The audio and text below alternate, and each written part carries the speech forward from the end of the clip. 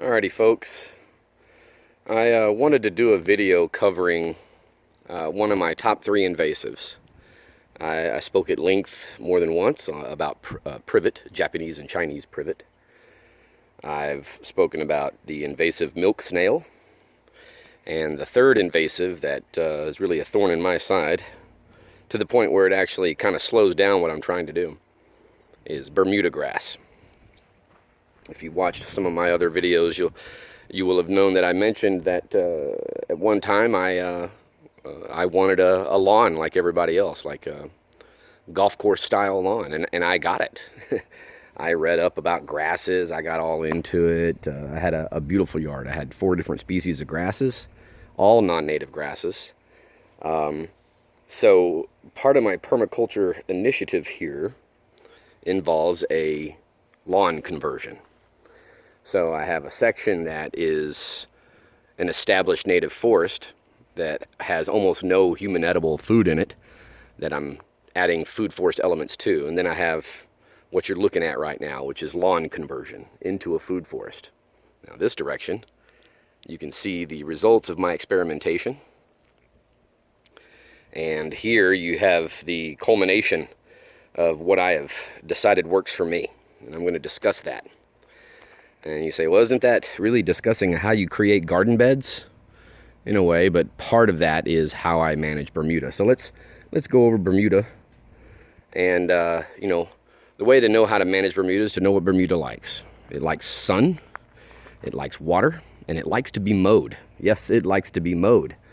Let's go over the sun. If you have a place in your yard that's in complete shade, you'll notice that you have probably no Bermuda grass growing there, or very little. It struggles in that type of scenario. Also water. It is drought tolerant. It can survive on very little water, but it cannot survive on as little water as our native grasses can. So if you just don't water anything, more than likely your Bermuda is going to struggle.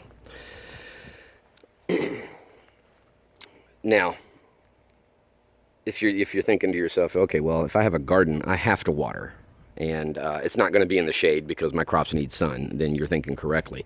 Those 2 devices probably aren't going to work for you. But if you're trying to do an eco-restoration project, let's say you're trying to reestablish a native grassland, actually, that actually might work for you. Maybe not the shade part, but the lack of water, for instance. So if you can't use those, what do you use? Well, you have to go to war with the Bermuda. I don't believe that I can make it go extinct on this property. It seeds. It can blow in. I have made it go extinct in sections, only to have it come in, and not from an area where I have it growing.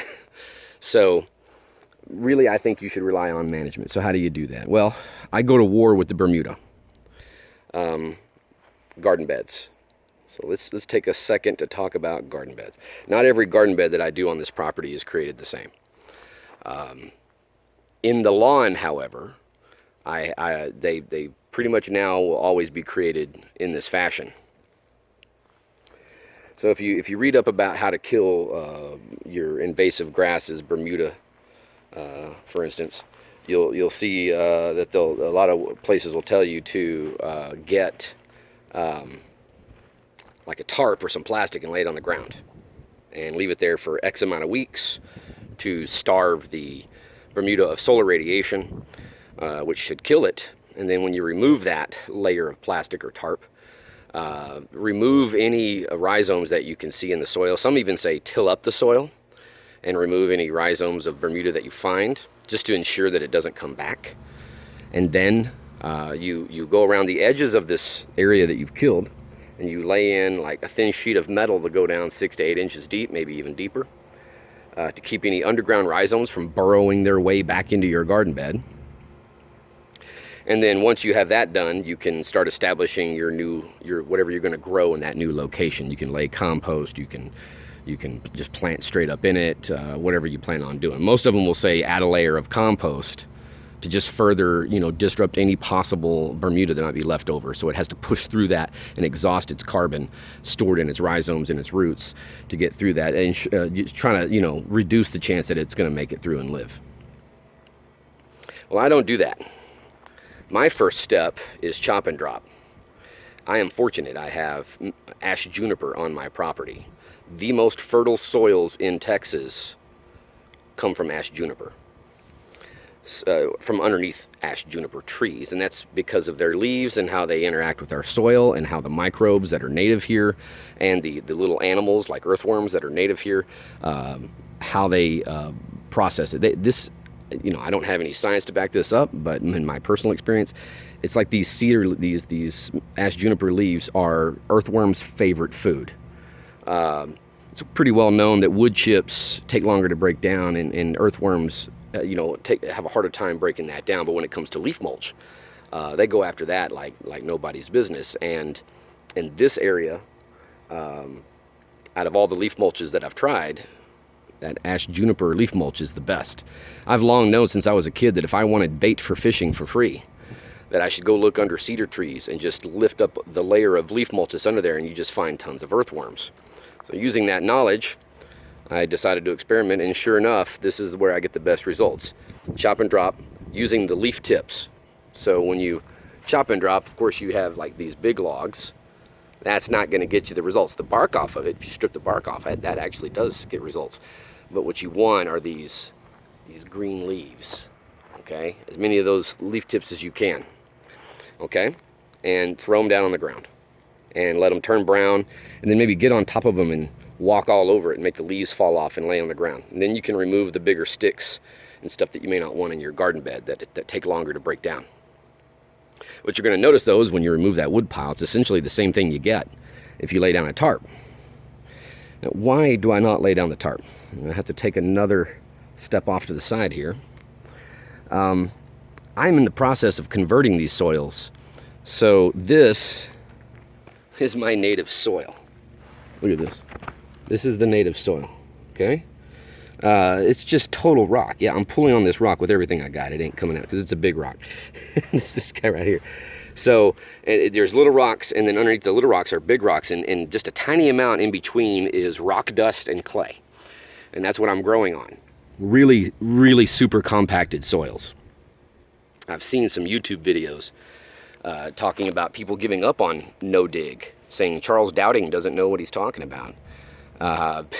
Because they have this hard pan clay, they have rocky soils, and you know they did lasagna gardening, and it's just not working. Well, all I can say to those folks is that you know, if you just do lasagna gardening, yeah, it's not going to work right away. It's going to take time. It will eventually work. But that's why I don't do just lasagna gardening. This is why I take this step, because I'm not just trying to kill the grass. I'm at the same time trying to convert my soils. And I've seen that this method here is the fastest way to convert those soils. Your alternative, if you don't convert the soils, is to pay for soil and haul it in. I don't even have a supplier of good quality soil. I can get soil in here. It's not very good quality. Even if I can, if I can find the good quality soil, it's going to cost me a lot because of the shipping just to get it here. It's like 2 hours away. So that's not really an option for me. And if you're trying to, if you don't have a lot of startup capital for a nursery business, then you're probably going to be in the same boat as me, and you're going to have to work with what you got. Okay. Now, if you don't have ash juniper leaves, it's not over. You can set a big pile of any leaves. Will work. You can do a big pile of wood chips, will work. It just takes a bit longer. And if you add water, and this environment's very dry, very arid, so if you can add water to that wood chips or put it in a location that's moist, it'll just break down even faster. And so that'd be just a little explanation as to why I don't do the tarp method. I get the same results by starving it from solar radiation, but at the same time I can do double duty and start converting those soils. I leave it there for anywhere from 6 months to a year, and by the time I remove it, depending on how much chop and drop I have, and I usually have a lot, I'll have at least a 2 to 4 inch layer of just black leaf mulch. And if I start digging into this rocky soil, I'll notice that it will have greatly loosened up. Okay, and at that point, it's ready for me to start the bed creation. And then you get what you have over here. Okay, so bed creation on the lawn is real simple. At that point, the grass underneath is dead. If there's any grass surviving, I will get my weed eater and I will scalp the grass even beyond the edges of where the bed's going to be, just completely scalped down to the dirt, okay? Lay down cardboard, and make sure when you lay down your cardboard, see I'm on the side of a hill here, it slopes this direction, make sure you do it in a reverse shingling method, because if the water hits here and the cardboard is like shingles, then the water will just slough right off and not soak into the bed. But by using reverse shingle, the water will get right into the cracks and soak in underneath the bed. So lay down cardboard to inhibit any grass that will come back, and it will come back. And then I lay down logs. That's also to hold in any layers of compost or anything that I might put in there. Also to hold down the cardboard, keep it from blowing away. But also it's a little bit of a barrier for Bermuda rhizomes trying to go over the top.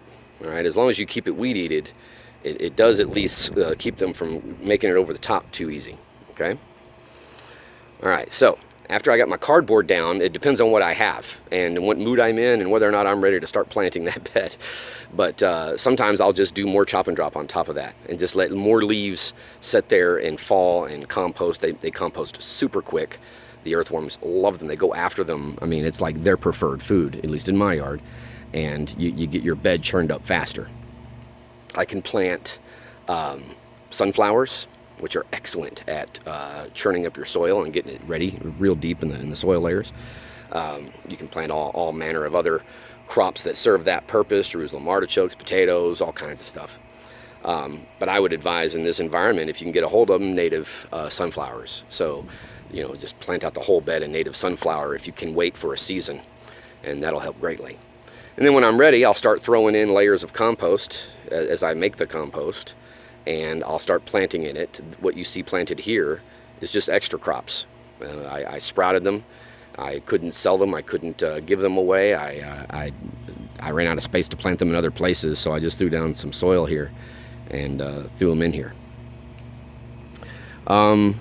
See what I'm missing here.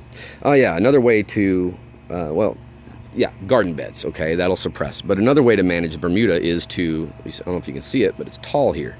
Of course, you weed eat near the edge of the bed for the rhizomes that I mentioned. You don't want them to grow over and into the bed. But why do you let your Bermuda grass grow taller? Well, it'll start letting natives into your yard. Natives don't do well when they're cut to only about 1.5 inches to 2 inches tall. So you'll start seeing the natives come in, and when the natives start growing into your grass, they start competing with the grass. Anybody who's had a lawn knows that you don't want weeds. It kills your grass. So if you want to kill your grass, obviously you want as many weeds as you can possibly get. So you want to start letting the weeds grow in. Plus, when you let Bermuda grow tall, I mentioned that it likes mowing. When you mow it, it encourages it to send out rhizomes, a lot like privet. If you just cut it, it's just going to spread along the ground. So by letting it grow tall, you reduce as much as it will, reduce a bit of how much it's going to spread along the ground via rhizomes. And then once you have a bed set up and say you don't want Bermuda in that bed, besides what I've mentioned, another thing you can do to keep the Bermuda out is rhizome barriers, chives, comfrey. You can use mint.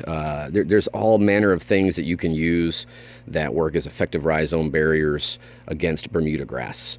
Now, will it keep the Bermuda grass completely out? No, but it greatly hinders how often it gets in there and therefore greatly reduces your maintenance. And like I mentioned at the beginning of this, to deal with Bermuda is going to be more about maintenance. It's going to be more about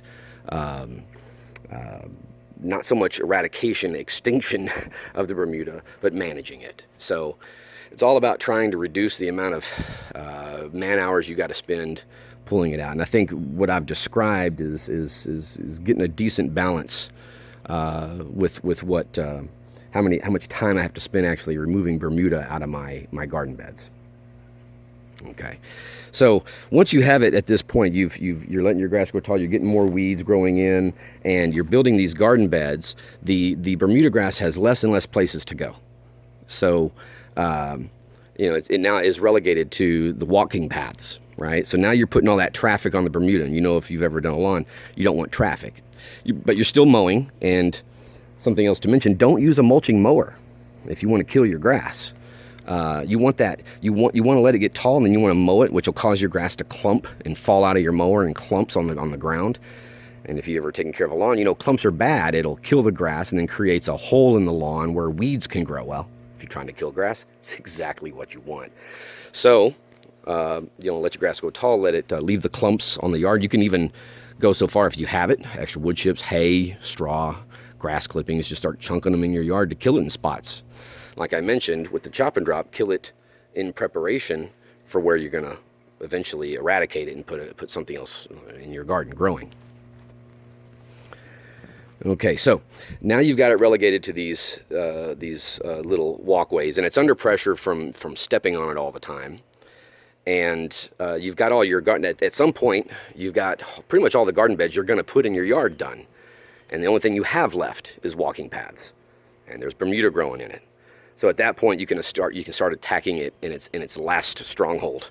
Okay, you start throwing down wood chips on top of your walking paths. You can even throw down cardboard, then wood chips, which will further eradicate it from there. And it will seep through the cracks, but last but not least is weeding it out. Now, I assure you, if you stay on top of it, and as soon as the Bermuda grass sends out any green, just get right on top of it and pull it out. It's really, you don't even have to get the roots or the rhizomes underneath. If you can keep the photosynthetic part of the plant suppressed, eventually that plant, any plant, no matter how persistent it is going to exhaust all of the energy in its roots that it has for sending up new growth, and it will die. So in that way, I've eradicated it from some garden beds, in between garden beds. So eventually all you'll have is Bermuda trying to come up through the cracks between your walkways and your garden beds, and you'll just be plucking it out of there, and then eventually it will die. Now, keep in mind, wind will blow, birds will poop, and it'll get back in your garden. But you'll always have to weed it. You always have to weed a garden, even in a permaculture situation. You know, you might hear that, oh, you put up a lot of upfront labor in permaculture, and then you don't have to do anything after that. It's not true. You'll have to do some weeding. Even the native systems here, I mentioned it in another video, which may or may not be posted when I post this one, that even the native systems, you know, don't feel bad if your permaculture is not that permanent, because even the native systems, they're not going to hold up. As soon as a human steps away, those invasives are going to come back. So you'll always have to check for it, always have to be vigilant, always have to weed it out. But in that way, that's my plan. That's my Bermuda grass, invasive Bermuda grass management plan. In the meantime, leaving the Bermuda grass the way I am, I live on the side of a hill. So it's helping me tremendously with erosion control until I can get all my swales in and everything in that I have to put in, all the earthworks that I have to do.